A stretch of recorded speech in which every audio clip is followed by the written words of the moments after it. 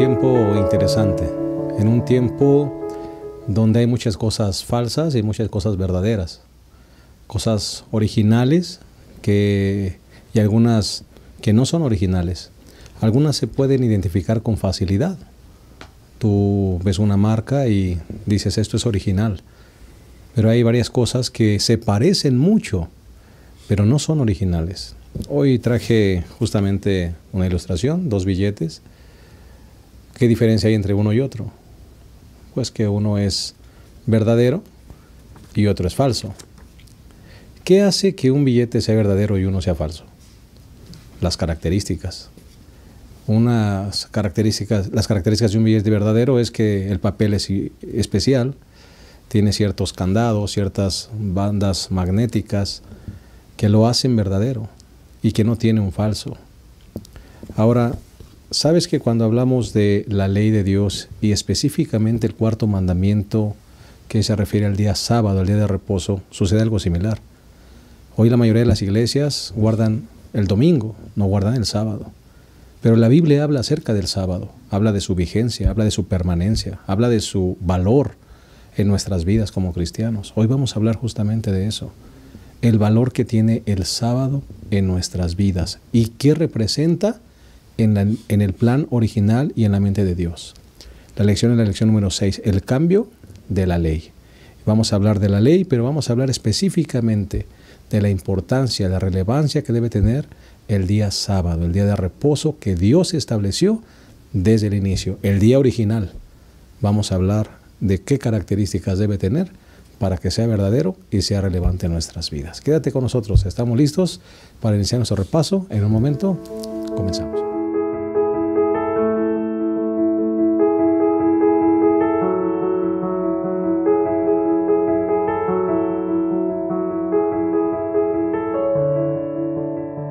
Es un gusto poder saludarte y estamos listos para iniciar nuestro repaso de la lección número 6, el cambio de la ley.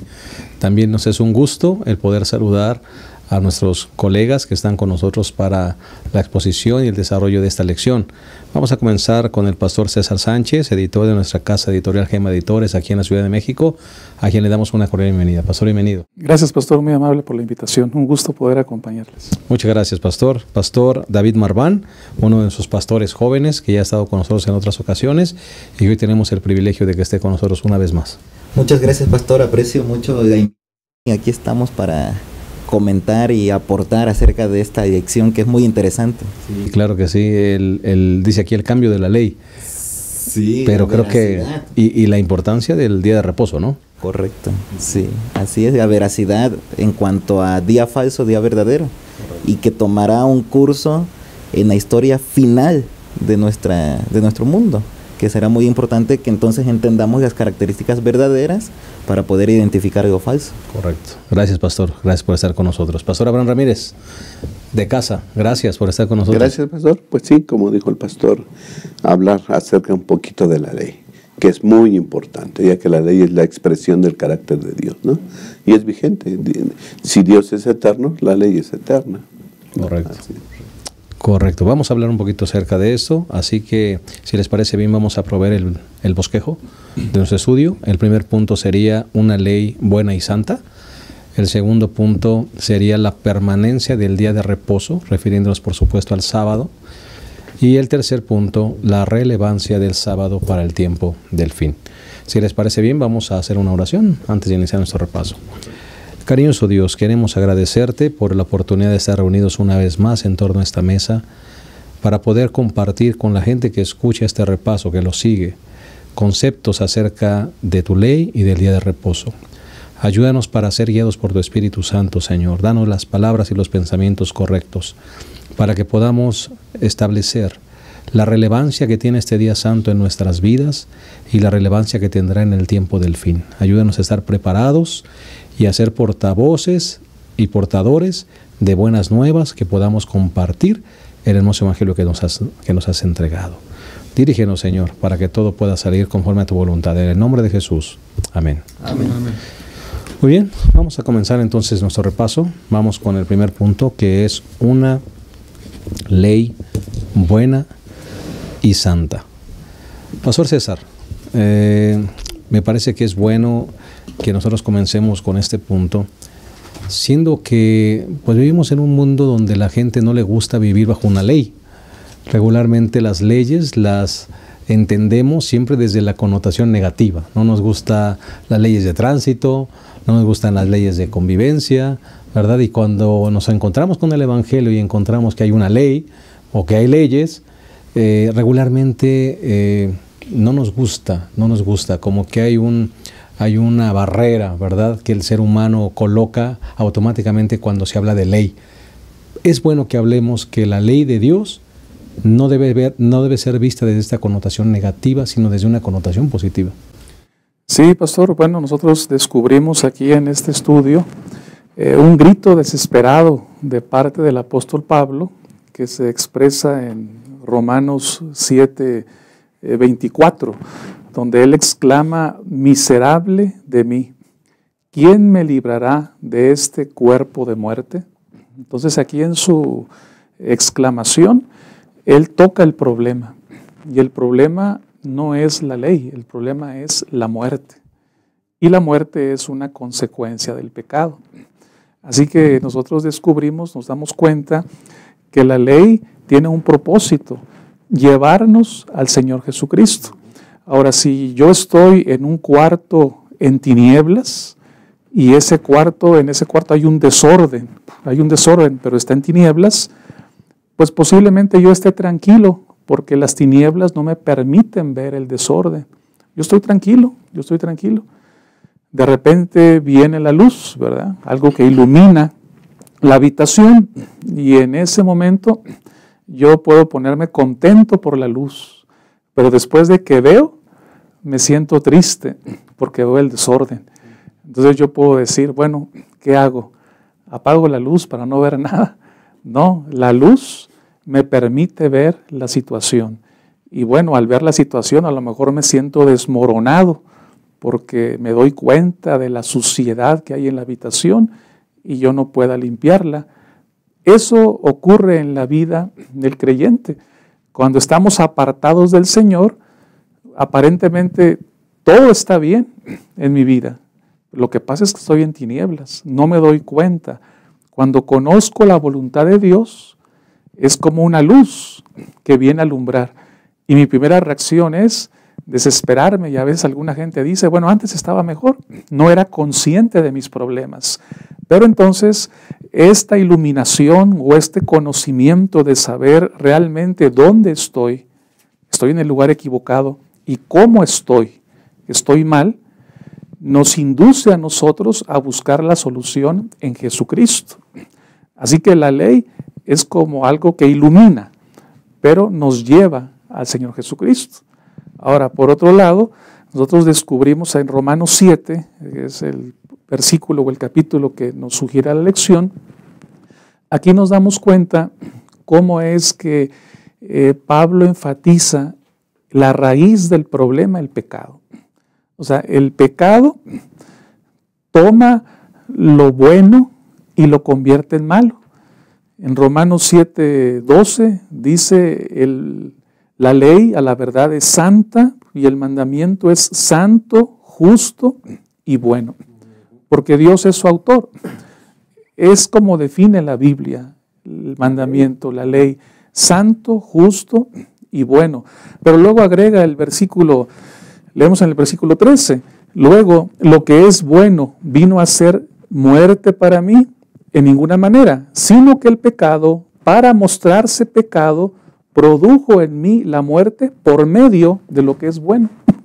Así que el pecado, en toda su fealdad, dice, para mostrarse pecado, se valió incluso de lo bueno para producir la muerte. Y hay muchas cosas santas, maravillosas, que son originarias en Dios, ¿verdad? Como el matrimonio, por ejemplo. En alguna ocasión una pareja se acercó y dijo, mi matrimonio es como un infierno, ¿verdad? O sea, ¿cómo va a ser posible eso? El matrimonio que tiene su origen en Dios. Pero tenía razón la pareja que expresó eso. Para ellos, en su caso, desafortunadamente el matrimonio era como un infierno, porque el pecado toma lo bueno, en este caso el matrimonio, para convertirlo en una maldición, en una carga. Y otros ejemplos podríamos dar en esta misma dirección. Aquí el pecado está tomando algo santo, como viene siendo la ley, para convertirlo en una maldición cuando no seguimos el plan divino. ¿Cómo se produce una maldición la ley? Bueno, cuando yo digo, prefiero vivir en el cuarto en tinieblas, o sea, yo no quiero saber nada de la ley y vivir mi vida, el pecado está tomando la ley y la está haciendo algo que sea maldición para mí. O cuando yo pienso, bueno, yo necesito obedecer la ley perfectamente dependiendo de mi esfuerzo para que Dios me acepte o para ganarme el cielo. Ahí también estoy yendo al punto opuesto y el pecado se está valiendo de la ley para que en mí sea una maldición. Así que debemos encontrar el equilibrio, realmente lo que Dios espera. De hecho, estoy pensando, Pastor Abraham, una persona que hace caso a las leyes de tránsito, por ejemplo, puede salvar su vida. Una persona que no cruza un puente y dice no cruzar, salva su vida. El problema no son las leyes. El problema es nuestra aversión a las leyes, ¿no? El problema no es la ley. La ley ya se dice que es santa, pura y buena y justa. El problema es el corazón, que no le gusta sujetarse a una ley. Sí, así es, pastor. Ahora, la ley, tenemos muchos versículos donde se explica que la ley es buena, es positiva, es para vida. Dios nos las dio para ser felices, porque es la expresión del amor de Dios, de su misericordia. Tú ya eres salvo. Te explico la manera en cómo debes de vivir siendo salvo. Simplemente es eso. Ya eres salvo, disfruta la salvación. Y para disfrutar la salvación, te doy la manera en cómo debes de vivir. ¿No? Romanos capítulo 7, vuelvo a leer, versículo 12, la ley es santa, el mandamiento santo, justo y bueno. 14, porque sabemos que la ley es espiritual. ¿Okay? Así que es buena, santa, justa, es espiritual. Versículo 16, y al hacer lo que no quiero, apruebo que la ley es buena. Y el versículo 22 dice, porque en mi interior me deleito en la ley de Dios. Es decir, la ley es para gozarla, para disfrutarla, viviéndola. ¿Sí? Pero hay un problema, ¿no? Hay un problema que tenemos una naturaleza caída, pecadora, y dice que hay una ley, el pecado está en nosotros, ¿sí? Y el pecado nos empuja, ¿verdad?, a hacer lo malo. Y ahí está la lucha del cristiano. Ahora, la mayor prueba de que existe una ley y que es vigente es lo que expresa la persona que escribe, la persona de Romanos 7 que experimenta eso, ¿no? Lo bueno que quiero hacer, no lo hago. O sea, lo bueno que quiero hacer, ¿quién le dice que es bueno?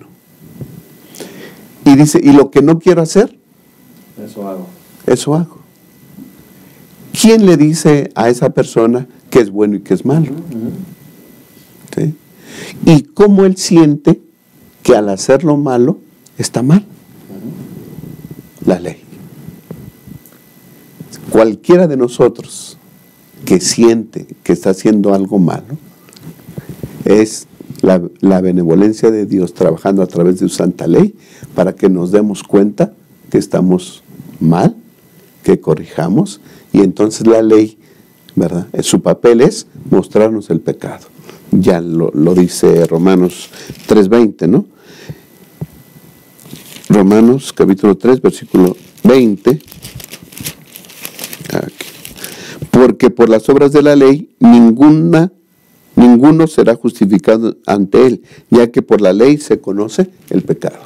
Así que el papel de la ley es darnos a conocer el pecado. ¿Sí? Nos damos cuenta, como decía el pastor, ¿no? Nos damos cuenta que estamos en pecado. Y hace que sintamos la necesidad de salvación, y hace que sintamos la necesidad de un Salvador, y nos conduce a quien puede darnos la salvación. Amén, amén. Me estoy tratando de recordar, pastor, Marwan, se me vino a la mente ahorita que hablaba del pastor Abraham, que dentro del plan perfecto de Dios para Adán y Eva estaba considerada la obediencia, ¿verdad? Desde el inicio.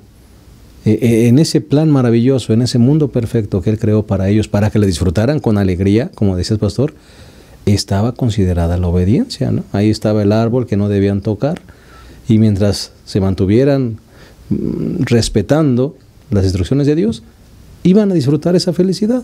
¿Cuándo se malogró el plan? Cuando vino la desobediencia, la desobediencia de la ley. Correcto, pastor. Como usted está mencionando, desde un inicio podemos ver que el problema en sí no es la ley, sino el pecado. O sea, el corazón humano, que tenemos tendencia al mal.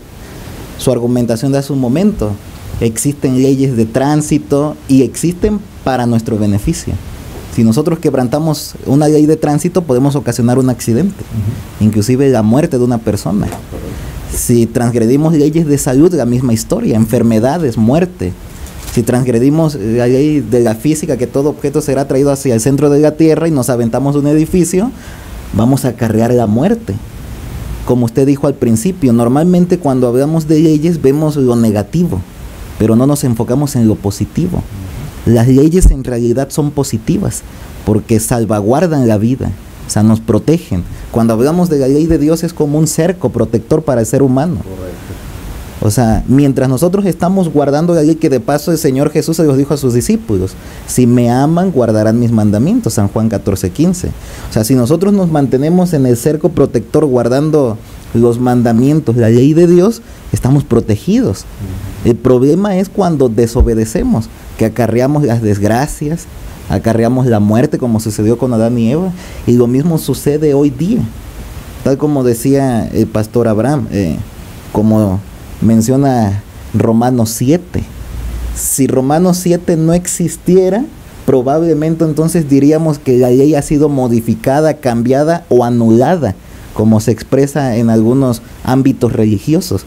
Pero efectivamente, como existe Romanos 7, nos dice que hay un problema. O sea, ¿cómo la persona sabe que hay un problema? Por la ley. Y si no fuera una ley vigente, de nada tendría sentido Romanos 7. O sea, Romanos 7 tiene sentido efectivamente por eso, porque la ley es vigente todavía. Estamos hablando del Nuevo Testamento. Lo habló Pablo en Romanos 7, 3, que se citaron. Si vamos a Gálatas, que fue escrita bajo el mismo contexto de Romanos, también se menciona la misma idea. Allí en Gálatas capítulo 3, versículos 19 al 29. O sea, la ley juega el papel de llevarnos al Señor Jesús. La ley únicamente nos menciona que estamos mal. Es como ir al doctor. Se nos menciona que estamos enfermos. La ley podría ser como el doctor: estamos enfermos, pero no nos puede sanar. O sea, nos dice que estamos enfermos. Nos da un diagnóstico y nos señala que necesitamos un tratamiento. O una radiografía. Te dice: tienes roto el tobillo. Sí. La radiografía no te cura. Exacto. Hay que ir al tratamiento. Hay que ir al tratamiento. ¿Y aquí quién es ese tratamiento? Jesús, el Evangelio. O sea, es ese tratamiento. La ley de Dios únicamente es como un espejo que nos dice que estamos sucios, pero no nos puede limpiar, como se mencionaba el pastor César en cuanto a la habitación. O sea, nos dice que estamos en desorden, sucio, pero no nos puede ayudar. Nos apunta a alguien más, en este caso a Jesús. Tomando eso en consideración, me gustaría nada más colocar sobre la mesa esta pregunta. Entonces, pastores, esas religiones o esos grupos o movimientos religiosos que quieren abolir la ley, ¿verdad? Porque algunos toman algunos textos y dicen: es que la ley ya quedó abolida, ya no tenemos ley, ahora hay que vivir tranquilos. Me parece que eso es anticristiano, pastor. O sea, el tirar la ley y decir: la ley ya no la necesito, ya no es vigente. ¡Qué peligroso, pastor! Algunos lo ven como: oye, qué bien, ya no tenemos ley, vamos a estar tranquilos. Ya la ley quedó clavada en la cruz. ¡Qué concepto tan peligroso, pastor! Sí, y ahí entramos a un punto interesante, ¿no? Porque al analizar la ley de Dios, damos cuenta que al menos la segunda parte de la ley, o sea, los últimos 6 mandamientos, están incorporados en las leyes civiles. O sea, el derecho a la propiedad privada, todos esos conceptos del respeto a lo ajeno. Entonces, si están incorporadas a las leyes civiles, significa que eso es permanente y eso es de origen divino, porque esto es algo general, no es que un país sí las tiene y otro país no. es algo general. Entonces, ¿dónde está el meollo del asunto? En los 4 primeros mandamientos que tienen que ver nuestra relación con Dios. Ahí está el asunto. El segundo mandamiento y el cuarto, que han sido afectados de manera especial. Así que hay una contradicción, o sea, en su planteamiento. Si alguien dice, la ley ya no sirve, vamos a tirarla. En la práctica no es así, porque si yo digo, bueno, pues yo voy a robarle a mi vecino, pues me van a llevar a la cárcel, me van a llevar a la prisión. Entonces la ley ahí está. Sin embargo, cuando la gente dice, vamos a tirar, un grupo religioso, vamos a hacer a un lado la ley, en realidad estarían diciendo, vamos a hacer a un lado el segundo mandamiento, el cuarto mandamiento. Ahí sí es donde se está aplicando, ¿no?, lo que expresa, ¿no? Pues bendito Dios que tenemos la ley, ¿no es cierto? Correcto. Así es. Pastor, en esto de la ley, muchos hablan en contra de la ley, quedó caduca y más. Y como que el villano de todo esto se esconde. El villano de todo esto es el pecado, sin duda alguna. Romanos 7:8 dice, porque el pecado, tomando ocasión por el mandamiento, produjo en mí todo deseo codicioso. La ley es santa, justa, buena. El pecado aprovecha lo bueno y produce en nosotros cosas malas. Y te hace codiciar, pastor, lo prohibido. Así es. Sí. Y en el versículo 11 dice, porque aprovechándose del mandamiento, el pecado me engañó. ¿Sí? Es un aprovechado el pecado. Así que entonces el villano de esto es el pecado, ni la ley, porque la ley es santa, justa y buena. Y ahora, pecamos. Y Romanos 8:1 dice, pero ahora ninguna condenación hay para los que están en Cristo Jesús, los que no andan según la carne, sino según el Espíritu. Bendito sea la solución que Dios puso para el problema del pecado, que es Cristo Jesús, ¿verdad? Y pastor, y todo juega en nuestra contra, porque cuando nosotros miramos la sociedad, los medios de comunicación, televisión, todo lo demás, nos hace codicioso lo prohibido, presentándote de tal manera codicioso que dices, va a ser bueno, ¿verdad? Si yo lo tomo, si yo lo agarro, si yo lo practico. Al final es muerte, como decía el pastor. Al final terminará en muerte. Exactamente, como decía el pastor César Sánchez en su primer comentario, el pecado siempre toma algo bueno y lo convierte en malo. Hablaba de matrimonio, podríamos hablar de otros ejemplos. Entonces el pecado toma la ley de Dios, que es buena, santa, justa, y la hace ver como negativa, como mala. Sin embargo, si nos pusiéramos a ver inclusive las características, allí Romanos 7:12, la ley es santa, justa, buena, características divinas, características de Dios. O sea, Dios es eterno, la ley es eterna. O sea, en ningún momento se cambia, en ningún momento queda anulada. Al contrario, permanece, como decía el pastor César Sánchez. Hay 6 mandamientos que engloban nuestra sociedad. O sea, el problema no es la ley en sí, el problema únicamente son 2 mandamientos de ella. Correcto, que son los atacados. Sí, pastor. Yo digo que lo único que hay que hacer es lo que dice Romanos 8, tener una relación con Cristo Jesús y por su gracia empezar a vivir según el Espíritu. Porque entonces, ¿dónde queda la ley? Una ley que se desobedece constantemente y no hay problema, y se desobedece, no. Los que andan conforme al Espíritu, el Señor Jesús les da la capacidad para guardar su santa ley, porque el problema es nuestra naturaleza caída y pecaminosa.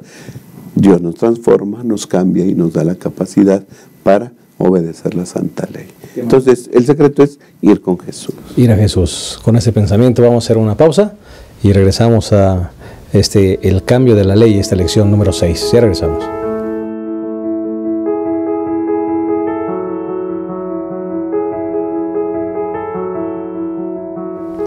Bien, estamos de vuelta, estamos analizando la lección número 6, el cambio de la ley. Ya analizamos el primer punto, una ley buena y santa. Vamos al segundo punto, que es la permanencia del día de reposo. Vamos a entrar directamente a hablar del cuarto mandamiento. Y vale la pena recordar que ese cuarto mandamiento no inició en las tablas de la ley. Ese cuarto mandamiento fue establecido desde el momento de la creación.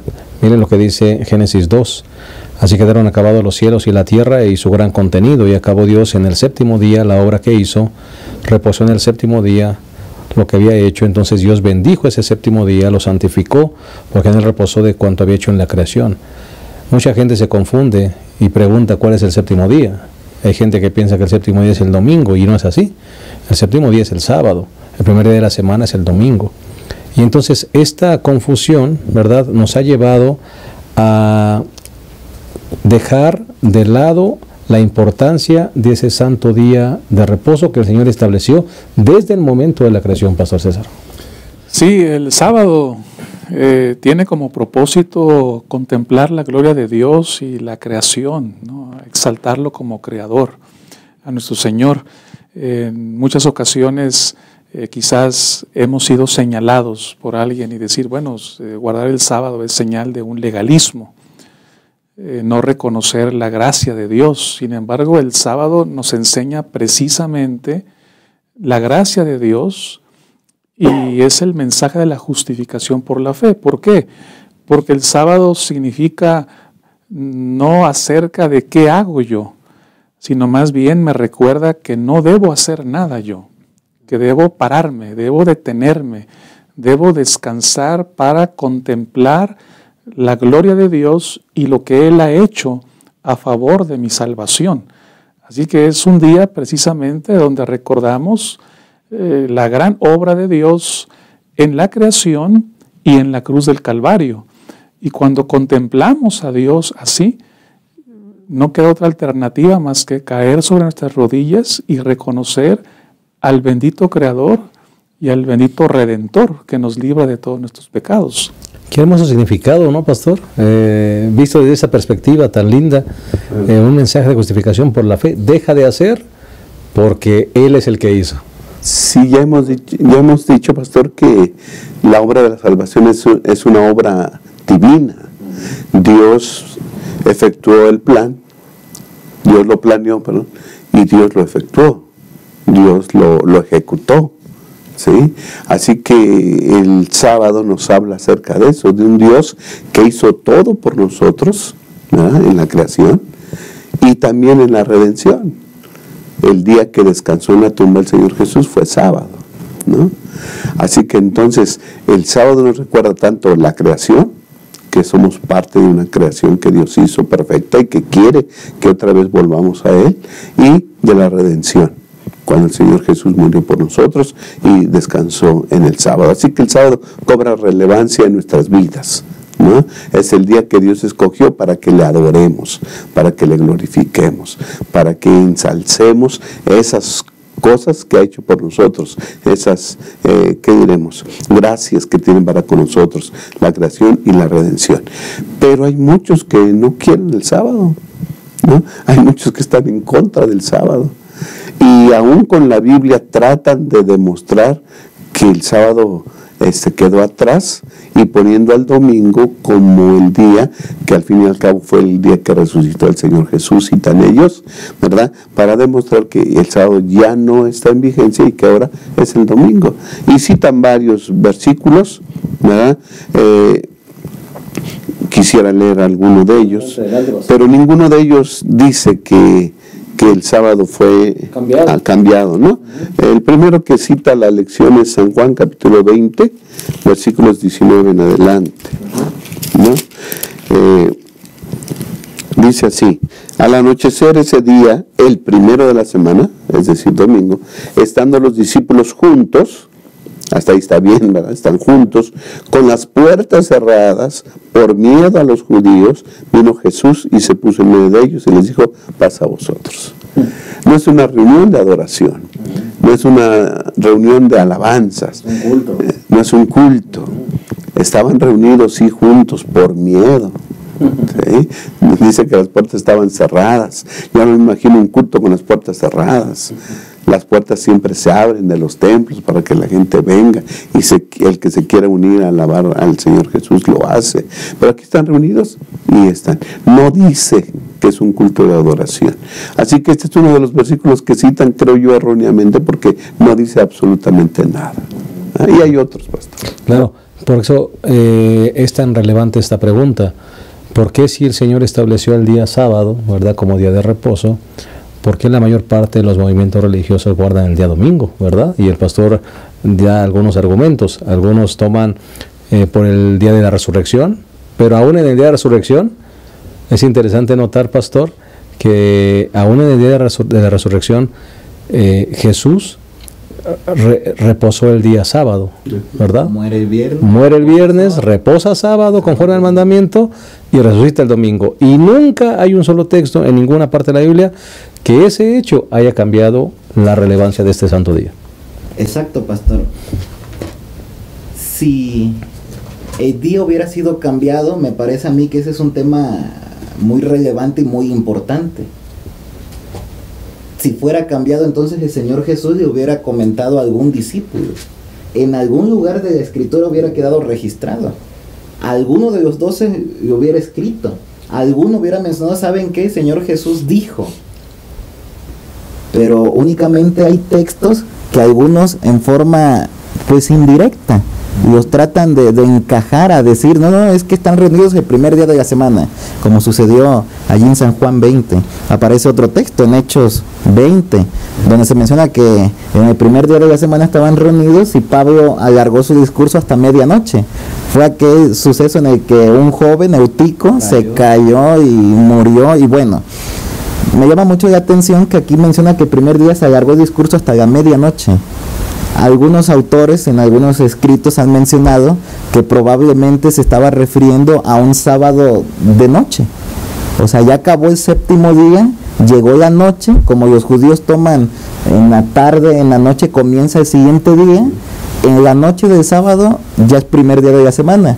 Entonces es muy probable que si quisiéramos decir que si ese día era un culto por la mañana en sábado. Se quedaron en el sábado en la tarde, Pablo alargó su discurso hasta medianoche y estamos hablando en nuestro tiempo de un sábado de noche, que ya es primer día de la semana desde el punto de vista bíblico, claro.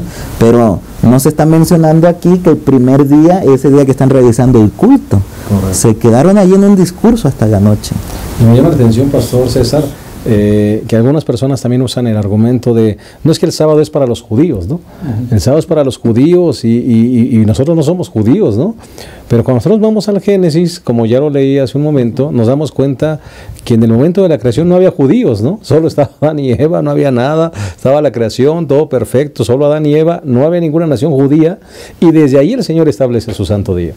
Sí, todas las bendiciones de Dios es para toda la gente, para toda la humanidad. Simplemente el pueblo judío tenía el deber, la responsabilidad de compartir esas bendiciones con las demás personas, ¿no?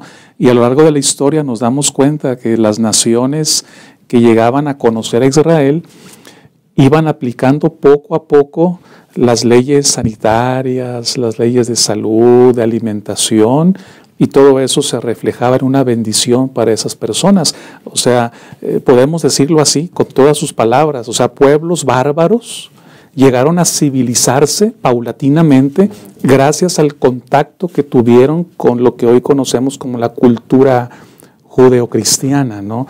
O sea, al ir conociendo esos principios de limpieza, de salud, esos pueblos se iban beneficiando. Y desde luego aquí también entra la ley de Dios, porque, por ejemplo, en Éxodo 20, el versículo 10, ese es un versículo que habla de la ley de Dios, del cuarto mandamiento, y era improbable referirse así en cualquier otra nación, porque dice el versículo 10, no hará obra alguna, no solamente tú que eres el dueño, sino tampoco tu siervo, tampoco tu criado, tampoco tu animalito, ¿no? O sea, la bestia. Ni el extranjero. O sea, ¿qué nación podría pensar en el esclavo? Y no solamente en el extranjero, sino aún en los animalitos, ¿no? Solamente Dios, solamente Dios. Así que cuando esos pueblos bárbaros llegan a tener un contacto con el pueblo de Dios, Y al hablar de un contacto con el pueblo de Dios nos estamos refiriendo, aunque sea una persona, ¿no? O sea, una persona, yo como miembro del pueblo de Dios conozco a alguien y le manifiesto mi manera de pensar, de vivir, esa persona sería beneficiada. Y ahí está el cumplimiento de esas palabras de Dios a Abraham, ¿no? De Dios le dice a Abraham, en ti serán benditas todas las naciones de la tierra. Todas las naciones de la tierra. Desde luego el cumplimiento es con el nacimiento de Jesucristo y con la manera como el creyente vive y lo manifiesta. Yo creo que eso hoy debe seguir siendo un imperativo en la vida de cada uno de nosotros. Alguien que no conoce al Señor conoce nuestra manera de vivir y esa persona va a ser bendita, ¿no? Va a ser bendecida porque pues a final de cuentas somos hijos de Abraham, ¿no? Somos descendientes de Abraham. Amén. Cuando hay una pareja de novios que están enamorados, siempre están anhelando ese día especial, la cita especial para poder verse, Pastor Marván, Pastor Abraham. El día del sábado es la cita de Dios con nosotros. Él estableció una cita de amor. Y hay bendiciones, Pastor, cuando uno guarda ese día. Hay bendiciones muy especiales en ese día santo. Sí, Pastor. Dios quiere evangelizar al mundo. Por eso escogió un pueblo, ya hemos dicho, para que ese pueblo pudiera contar a todas las naciones acerca de cómo es Dios, misericordioso, bondadoso. Y una de las cosas muy especiales que tenía el judío, una señal del pueblo judío, era el sábado, ¿no? Y entonces, Isaías 56 habla acerca del plan que Dios tenía para su pueblo y para los extranjeros, ¿no? Isaías 56, 6 dice, y a los extranjeros que se unan al Señor para servirle, para amar su nombre y ser sus siervos, a todos los que guarden el sábado sin profanarlo y se mantengan firmes en mi pacto, yo los llevaré a mi santo monte. El sábado se le dio al pueblo judío, pero era para todo el mundo, ¿no? Y en el Nuevo Testamento, el mismo Señor Jesús, el Salvador del mundo, pues guarda el sábado, ¿no? Lucas 4:16, por ejemplo, y Jesús fue a Nazaret, donde se había criado, y conforme a su costumbre, el día de sábado fue a la sinagoga y se levantó a leer. El Señor acostumbraba a ir el sábado, ¿no? Y se levantó a leer. Eso es importante, yo siempre digo, hay que participar en la iglesia. Y él no fue a escuchar nada más, él se levantó a leer. Y al final de su ministerio, cuando el Señor Jesús muere, ¿verdad? Entonces el intento de enterrarlo, ¿verdad? Ponerle sus perfumes antes de dejarlo en la tumba, dice San Lucas 23:53, y quitándolo, lo envolvieron en una sábana y lo puso en un sepulcro abierto en una peña, donde ninguno había sido puesto aún. Era la tarde del día de preparación, viernes, y estaba por empezar el sábado. Y las mujeres que habían venido con él desde Galilea lo siguieron de cerca y vieron el sepulcro y cómo fue puesto su cuerpo, y vueltas, ¿sí?, prepararon aromas y perfumes, pero reposaron el sábado conforme al mandamiento. Está al término del ministerio del Señor Jesús, estas mujeres guardaron el sábado, ¿verdad? Si hubiera habido un cambio, el Señor Jesús lo hubiera dicho, como dijo el pastor Marván, ¿verdad? Les hubiera dado esa orden explícita, ¿verdad? Ya no, cuando yo muera, ya no van a guardar el sábado, ahora va a ser el domingo, pero no encontramos nada absolutamente, y las mujeres siguieron guardando el sábado. Jesús lo guarda en la tumba, María, la Virgen María lo guarda también, ¿verdad? Su madre, y nosotros debemos guardarlo. Sí, pastor. Decía el pastor Abraham hace un momento, citando lo que hemos mencionado, si hubiera habido un cambio, el Señor Jesús lo hubiera indicado. Y parece que hay un texto al contrario, que todavía garantiza la ordenanza, la observancia del sábado. Hay un texto que no menciona la dirección y que yo quisiera agregar. Se encuentra en Mateo 24:20, cuando se están dando señales del fin. El Señor Jesús, hablando de la nación allí, de Jerusalén, dice: orad pues, Mateo 24:20, que vuestra huida no sea en invierno ni en día de reposo. Y aquí está hablando de al futuro, cuando va a ser la destrucción de Jerusalén, por allá del año 70 después de Cristo. 70 después de Cristo. Así que, si el Señor Jesús hubiera dicho algo del cambio del día, este texto no tendría sentido. No tendría razón de ser. El Señor Jesús les está advirtiendo, ojalá que cuando tengan que huir no sea sábado, porque estarían transgrediendo el día, ¿no? O algún otro pensamiento en cuanto a eso. Y porque si leemos Lucas 24 que acaba de leer el pastor, Lucas 23, 55 y 56, alguno puede decir, bueno, acababa de morir el Señor Jesús, todavía no sabían las mujeres que había el cambio, por eso todavía lo guardaron como era costumbre. Pero este texto nos indica que el Señor Jesús todavía 70 años después se tendría que mantener la vigencia del sábado.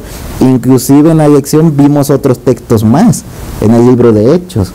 Vimos Hechos capítulo 13, vimos Hechos capítulo 16, donde el apóstol Pablo se reúne con algunos judíos en sinagogas, inclusive en algún momento, como es Hechos 16, 12 y 13, se reunieron fuera de una sinagoga, al lado del río, pero en día sábado.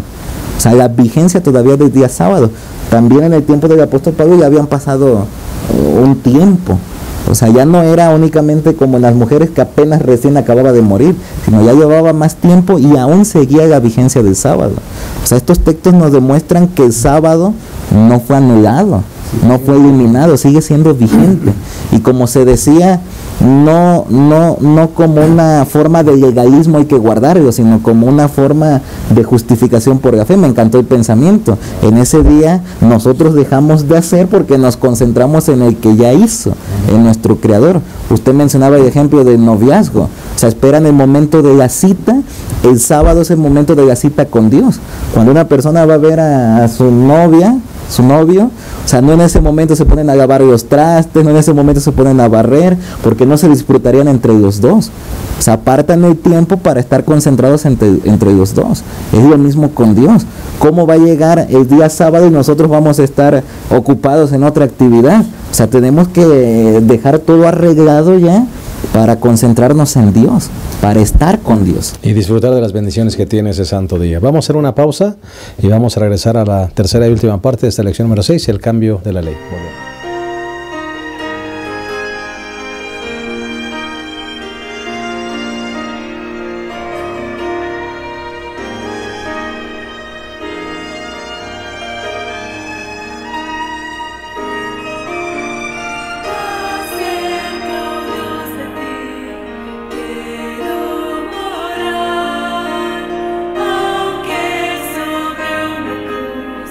Me hayan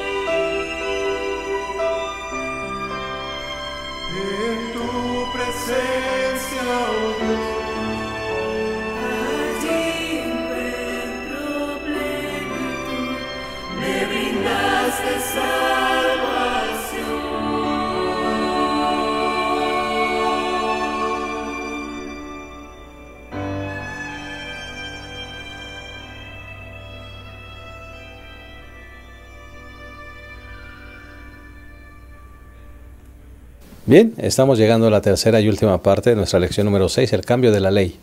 Vamos a analizar ahora la relevancia del sábado para el tiempo del fin.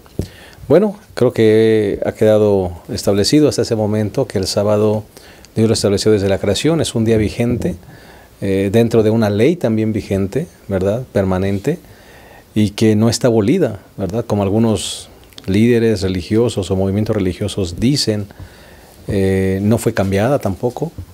Y me llama la atención la relevancia de la ley, incluyendo el cuarto mandamiento para el tiempo del fin.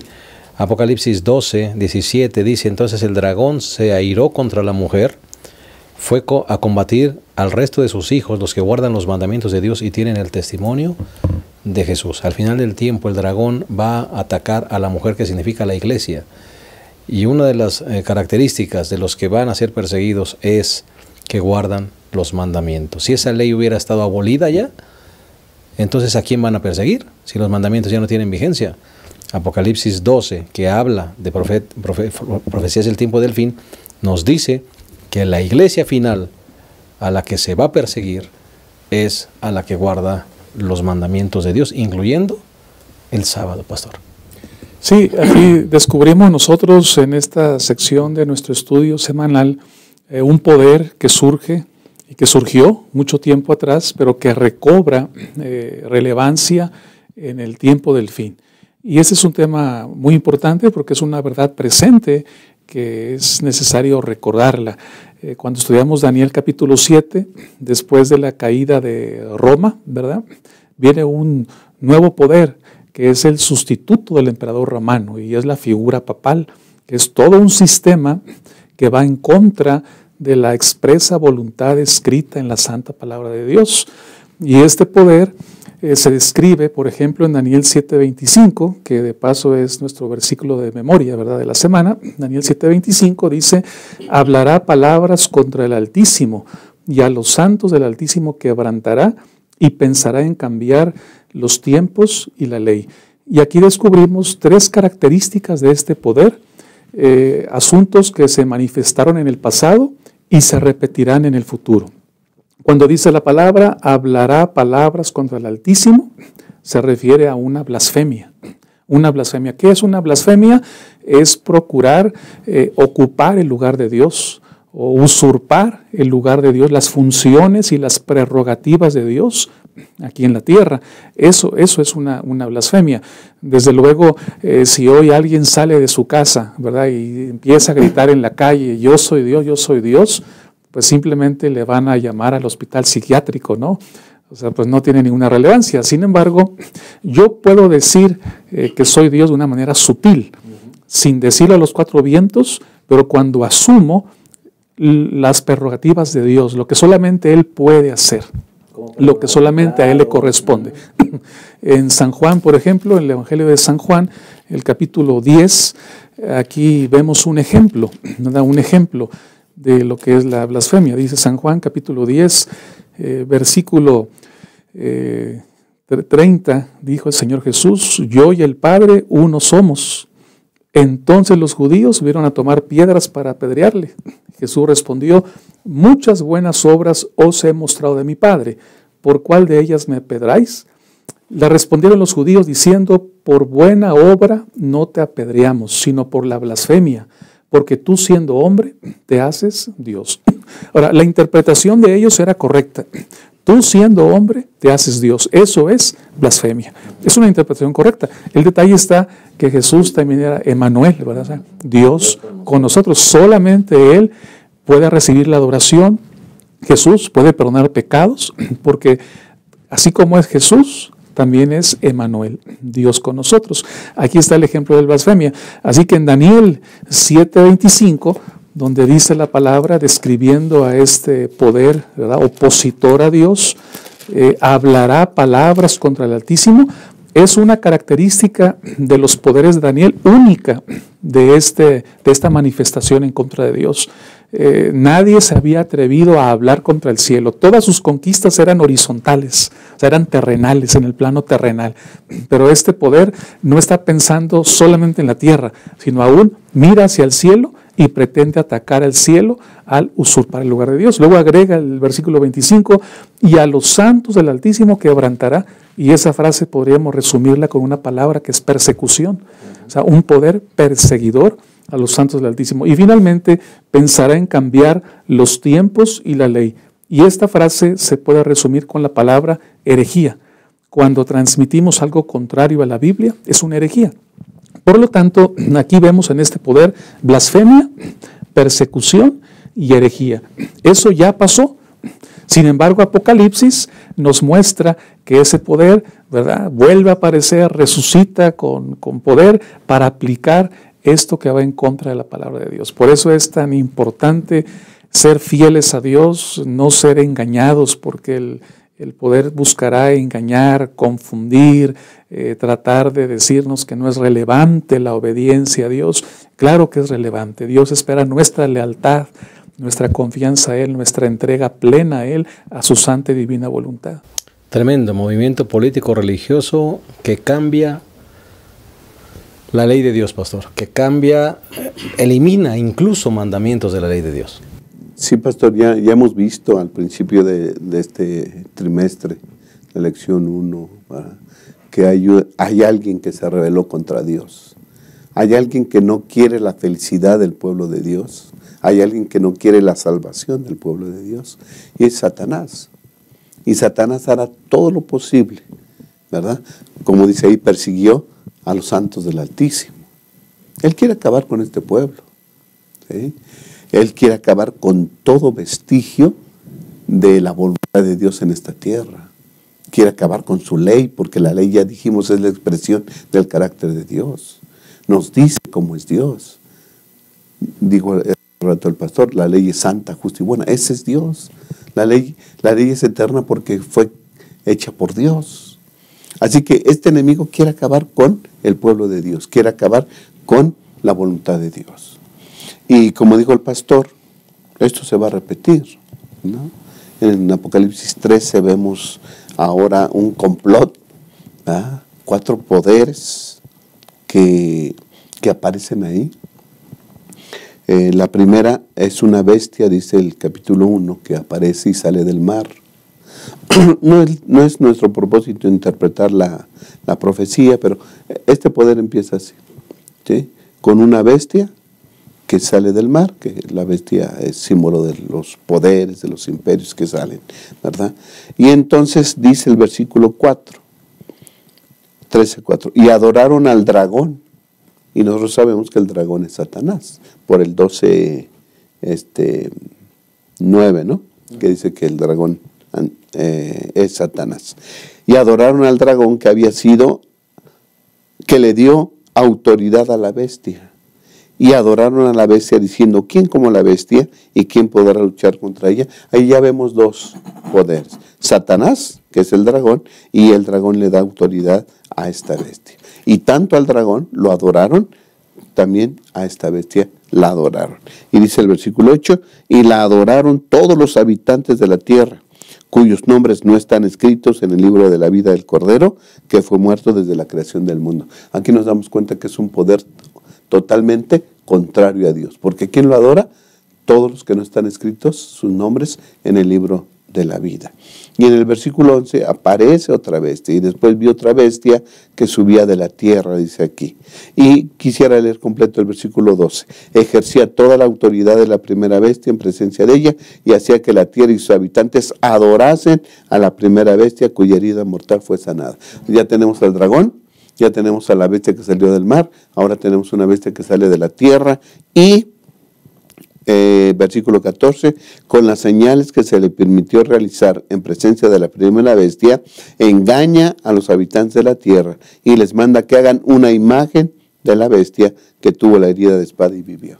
Así que ahora se hace una imagen de la primera bestia.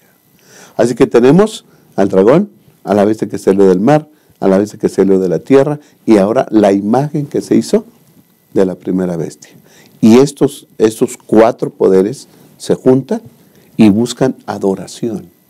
Ese es el tema principal. Ajá, ese es el tema principal. Adoración. Y termino Apocalipsis 14, 6 y 7, pastor, dice, entonces vi otro ángel que volaba por el cielo con el evangelio eterno para predicarlo a los que habitan en la tierra, a toda nación, tribu, lengua y pueblo, diciendo en alta voz, temer a Dios y darle gloria.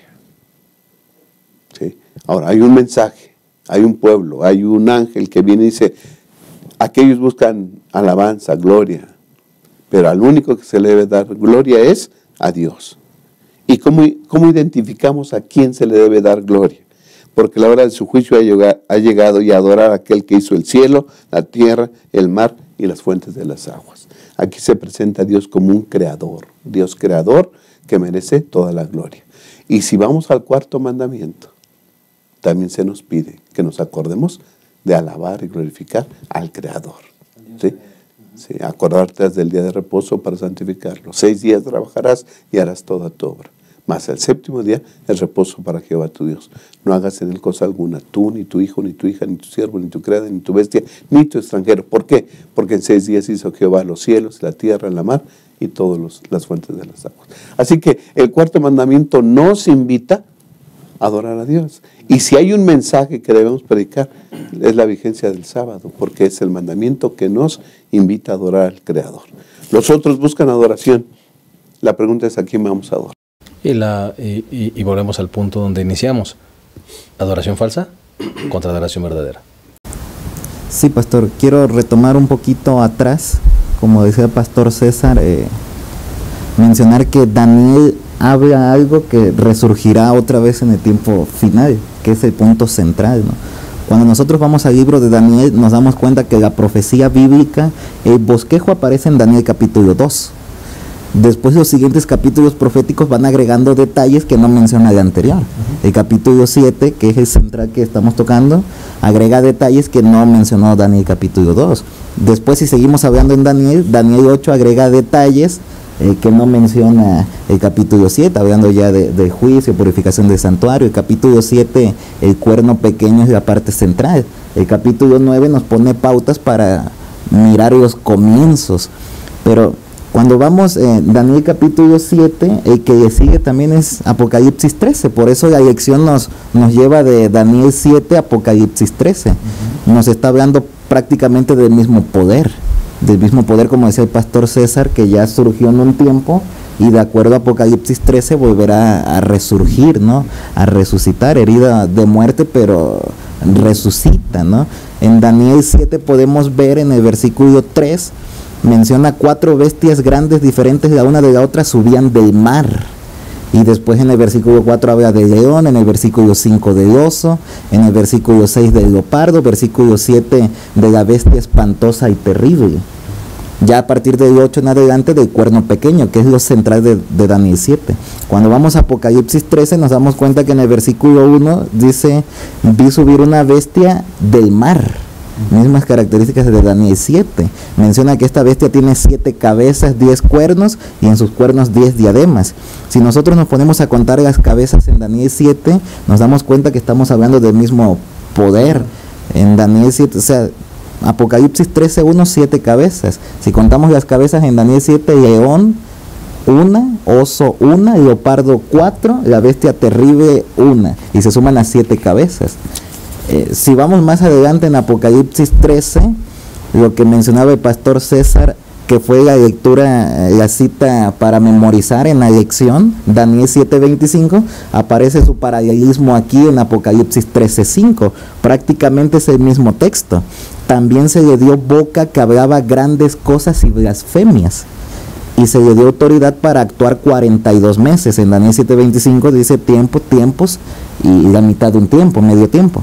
Así que está hablando del mismo poder, un poder que nos está llevando en este tiempo final en el punto central de la adoración. O sea, el punto focal, el punto central, como mencionaba el pastor Abraham, pues está allí el sello de Dios, sábado y domingo. O sea, ¿quién vamos a adorar? ¿Qué día vamos a adorar? O sea, ¿a favor de quién vamos a estar? Me parece a mí que todo el tema de la ley del sábado es Satanás mismo, pues, que desde el principio ha estado detrás de ello, para confundir la mente humana, para que nosotros vayamos tras lo falso. cuando lo verdadero ya está sumamente explicado. Yo, por ejemplo, en algo práctico veo, hablando del sábado, cómo Satanás trabaja mucho, no sé, los jóvenes, o sea, de pronto van a entrar a la preparatoria, universidad, y los exámenes caen sábado, domingo. Cae un sábado y dice, ¿pero qué hago? ¿Adoro a Dios en sábado o hago el examen? Solo es un momento, voy y hago examen. Solo va a ser un momento, ya no lo vuelvo a transgredir el sábado. Cuando está en el lapso del semestre, de pronto le dicen, tienes que venir en sábado a un laboratorio. Bueno, es solo un sábado, voy al laboratorio. O tienes que venir un sábado, a examen. Bueno, solo es un examen, voy al examen. Y esos pequeños detalles, como decía una lección anterior, que tenemos que tener cuidado con los puntos pequeños porque nos van a llevar a una transgresión en lo grande. De paso, eso fue en la lección 2 que hablamos de Daniel, y efectivamente nos llevaba a Apocalipsis 13 también, donde estamos ahora. Finalmente uno termina su carrera y de pronto llega el trabajo. Pido trabajo y me dicen que tengo que trabajar en sábado mediodía. Bueno, si ya hice examen, si ya fui al laboratorio, ya fui a hacer examen, ¿qué más? O sea, voy a trabajar mediodía y transgredimos el sábado. O sea, Satanás es tan astuto que nos lleva de cosas pequeñas al final a transgredir. Apocalipsis 13, Apocalipsis 14, decíamos, es la adoración. En el tiempo final, la adoración, o sea, sábado o domingo. Si ahora que las cosas están, podríamos decir, todavía tranquilas, transgredimos en formas pequeñas o grandes, de acuerdo a algunos, el día sábado, a ratito que la corriente esté más fuerte, no nos vamos a poder detener, nos va a arrastrar. Ahora es que tenemos que comenzar a ser fieles a Dios, para que cuando lleguen momentos difíciles podamos permanecer fieles, estar firmes delante de Dios. Amén. Pues creo que al final el destino de cada uno de nosotros se decidirá en base a quién adoramos. Y Dios permita que sea nuestro Dios al que decidamos adorar, ¿verdad? Hemos llegado lamentablemente al final de nuestra lección. Vamos a despedirnos sin antes dar la oportunidad que todos demos una frase, una palabra final a todos los que nos escuchen, y de paso agradecemos el que hayan estado con nosotros. Pastor César. Sí, recordar que el enemigo es el perfecto falsificador, ¿no? Y por ejemplo, Dios es el autor de los verdaderos sellos, señales y marcas. Y en este caso el Santo Sábado constituye esa marca. Cito Deuteronomio 11:18, dice, por tanto pondréis estas mis palabras en vuestro corazón y en vuestra alma, y las ataréis como señal en vuestra mano, y serán por frontales entre vuestros ojos. O sea, Dios quiere que su palabra esté, como dice aquí, en el corazón, que esté en la mente, como frontales entre vuestros ojos, y en la mano, nuestra conducta, nuestra manera de vivir. Así que Dios nos fortalezca y nos ayude para hacer esta su voluntad. Amén. Muchas gracias. Pastor Abraham. Sí, pastor, y retomo lo que dijo el pastor. La ley de Dios es santa, justa, buena, y debe estar siempre presente en nosotros. Y se la pondrás por frontal entre tus ojos. Y por lo contrario, se habla en Apocalipsis 13 de una señal de la bestia. Y la señal de la bestia se pone en la frente o en la mano derecha. Aquí escoge quién te va a señalar, quién te va a poner su sello, ¿verdad? O el sello de Dios o la señal de la bestia. ¿Guardas el sábado o guardas el domingo? Esto va a llegar un momento en que esto tendremos que decidirlo. Y como decía el pastor, si nos acostumbramos a no obedecer el sábado por una cosa o por otra, pues a la mera hora, ¿verdad? Cuando llegue la prueba grande de nuestra vida, quién sabe cómo vamos a responder. Acostumbrémonos a guardar el santo sábado, ¿sí? Confiando en aquel que ya hizo todo por nosotros, y descansemos en los brazos salvíficos de Cristo Jesús. Amén. Muchas gracias, Pastor Abraham. Pastor Marwan. Sí, Apocalipsis 14:7 dice, temed a Dios y dadle gloria. Ya se ha citado este texto, porque la hora de su juicio ha llegado, y adorad a aquel que hizo el cielo, la tierra, el mar y las fuentes de las aguas, el Creador. El Creador. Se decía que el sábado no comenzó en las tablas, en el Sinaí, el sábado comenzó desde la creación de Dios, y este texto nos lleva a mirar a Dios como el Creador de todo. el originador de todo lo que conocemos, incluyendo, claro, está el sábado, que será el punto central en esta historia final. Más adelante, el versículo 12 dice: aquí está la paciencia de los santos, los que guardan los mandamientos de Dios y la fe de Jesús. Quiera Dios que nosotros seamos de estos fieles. La paciencia de los santos, los que guardan los mandamientos de Dios, la fe de Jesús. En otras, esta palabra paciencia también saben que se puede traducir como perseverancia. Aquí está también la perseverancia, ¿no? Allá Mateo 24:13 dice que persevere hasta el fin, este será salvo. Así que necesitamos proseguir, o sea, continuar, ser fieles a Dios, estar firmes delante de Dios, para que, como se ha mencionado, cuando lleguen momentos difíciles, ya es una costumbre que tenemos, ya es una continua que llevamos, para que cuando lleguen tiempos difíciles nos mantengamos fieles. No va a ser sencillo quizás, pero ya vamos a llevar una continuidad de fidelidad. Al contrario, que a lo mejor ahorita no somos fieles y pensamos que cuando lleguen momentos difíciles, como un milagro va a resurgir ahí nuestra fe, nuestra fidelidad. No, tiene que ser una fidelidad continua. Y me gusta pensar también en el sábado, para concluir, como un Dios que nos está esperando en ese día, en esa cita de amor, con un cofre lleno de regalos para otorgarnos. Isaías 58 dice: si te trajeres tu pie de pisotear el sábado, de hacer tu voluntad en mi día santo, lo llamas delicia, santo, glorioso del Señor, y lo veneras, no siguiendo tus caminos ni buscando tu voluntad, y hablando tus palabras, te deleitarás en el Señor, y te haré subir a las alturas de la tierra, y te sustentaré con la herencia de Jacob, tu padre. Dios tiene una cita de amor con nosotros cada sábado, y tiene un cofre lleno de bendición para compartir con nosotros. Que cada uno de nosotros hagamos planes para ser fieles a Dios en este santo día, y recibamos las grandes bendiciones que Él quiere darnos. Gracias por estar con nosotros. Les esperamos la próxima semana en un repaso más de nuestra lección. Hasta la próxima.